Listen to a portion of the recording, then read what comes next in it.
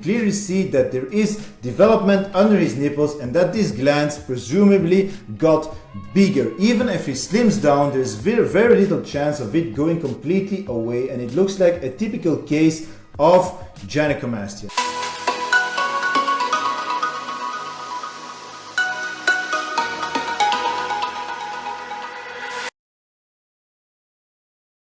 What's up folks, it's Uranus, Rim Brussels, welcome back to another video. Today we're talking about nipples, not the ones we like to see on a beautiful female anatomy, no, mostly the ones we're ashamed of and we seriously hope it's just fat. Gynecomastia or enlarged breasts, a condition I suffered from a lot in the past, physically and mentally. Now, how exactly do you know if you have gynecomastia? We will look at some examples because the term is being wrongly used online all of the time. So let's find out, how do you know if you have gynecomastia? None of this is medical advice, by the way. I'm just an idiot sharing his personal opinion.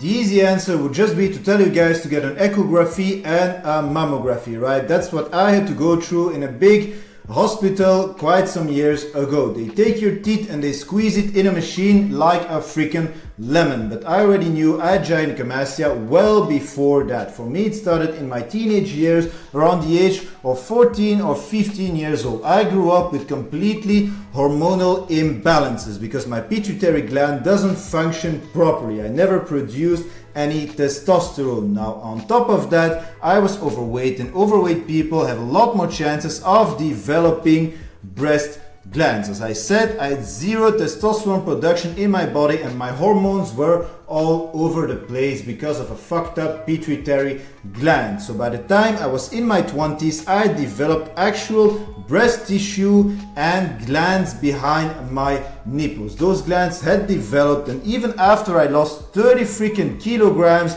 they were still there and I was left with enlarged breast tissue.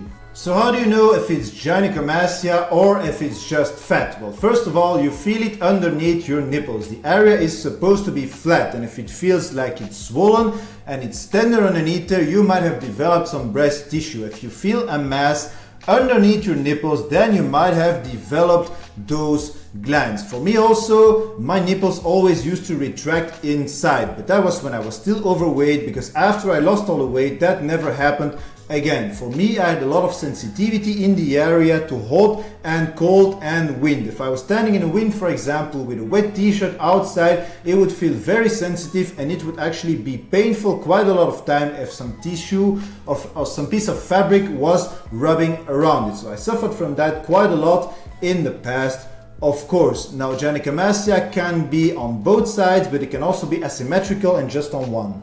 To determine if you have gynecomastia or not, the first thing you want to do is get to a lower body fat percentage. This man here, for example, was asking on the testosterone Reddit if it looks like he has gynecomastia or not, but there is absolutely no way to tell because his body fat is way too high. There is no indication so far other than that predominant winter layer. You can have a shitload of fat in your chest area and not necessarily have gynecomastia or have very little gland development. Same thing with this person. Now, he started testosterone replacement therapy and if he's asking if he has gynecomastia or not, and from what I can see, he just have those genetics where you store a little bit more body fat in your chest area. I have a lot of gym buddies like that too, and all they have to do is cut down to have that nice looking chest and pec area, and we're completely not sure if this man would have gynecomastia or not, but from the looks of it, he doesn't have it, it's just fat. This person right here was asking for advice on cutting and bulking and got told in the comments of the sub that he has gynecomastia, and that's not necessarily true. It might actually be complete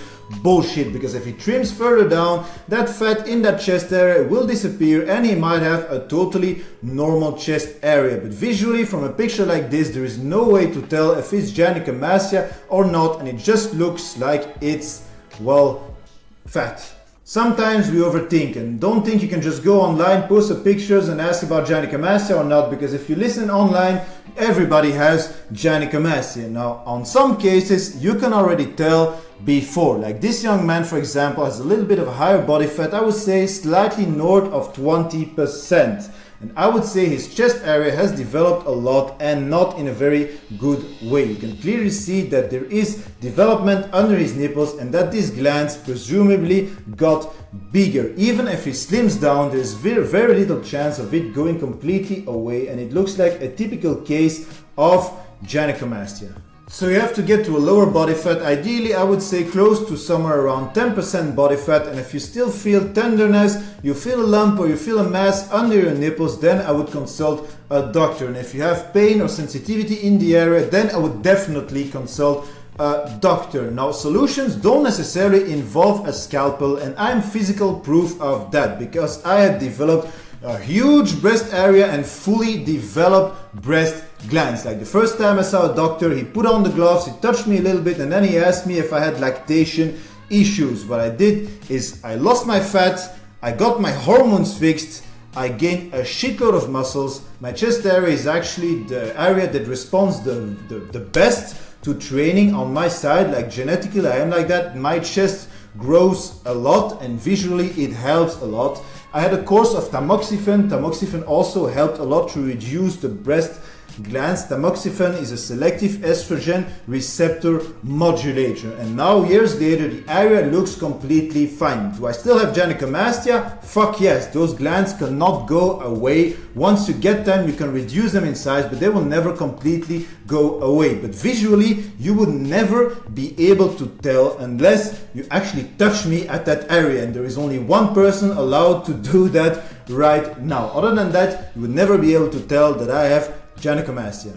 So puffy nipples, an enlarged mass under your nipples, sensitive to temperature changes and pain. That's what you're looking for. Of course, if you're doing steroid cycles and you're abusing hormones into your body, you're gonna create a lot more side effects and aromatization effects, and you're putting yourself in a situation where the development of these glands, of course, can be enhanced. If you're fucking up your hormones, well, gynecomastia can happen. Mostly it's on bodybuilders because of excessive aromatization. That's why bodybuilders will very often have their glands removed, because then they don't have to bother with any of that anymore after that, and visually it looks better. But just like me, you can develop gland tissue with zero testosterone in your body. I lived for more than 10 years with a total testosterone number of 80 nanograms per deciliter, and I still developed freaking breast glands. Now keep your body fat low and your hormones in check, and you'll probably be completely fine. Alright guys, ending it here. Let me know what you thought of the video in the comments. Kindly do the YouTube things, like, subscribe, and I will catch you on the next one. Uranus out.